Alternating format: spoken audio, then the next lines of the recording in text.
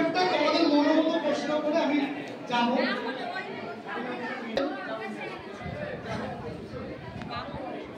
আমরা সবাই জানি একটা বিশেষভাবে যে আমরা যে নোট ইউজ করি, নোট রুপিস, পয়সা 50 টাকা, এবং এটা নিউ ভার্সনে এসছে। নোটগুলো অনেক আগে অনেক রকমের ছিল, এখন নিউলি এসছে।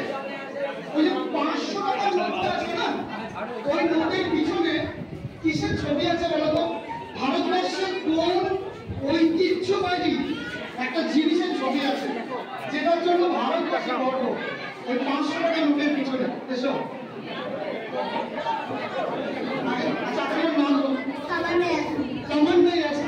এবার বলে 500 টাকার নোটের পিছনে কোন বিল্ডিং বা কোন ঐতিহ্যবাহী একটা জায়গার ছবি আছে? মানুষের পিছনে বলেছে সব নোটে তো গান্ধীজির ছবি। সামনে এসো, বলো। আমি দেখেছি। নোটটা দেখেছো না? একটা দৃষ্টিশক্তি, এইটাই খুব দরকার। খুব ভালো। লাল কেল্লা। আবার জোরে হাত দিও। তোমার নাম কি? আরবি রিজভি। বাহ, রিজভি।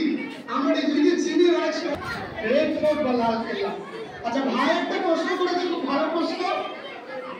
ইতিহাসে তাহলে আমরা সত্যি কথা বলতে যারা আর্টিস্ট মানুষ এখানে আছেন তাদের আমি কবিতা লিখতে পারবো এই একটা।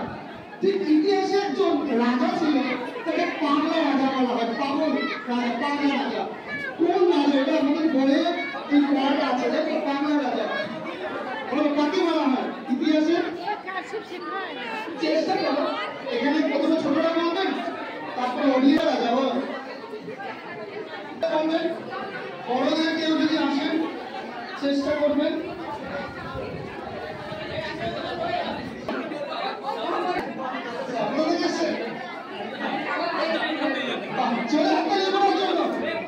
আচ্ছা, আপনাদের কাছে একটু অনুরোধ, একটু চুপ থাকুন, একটা নিউজ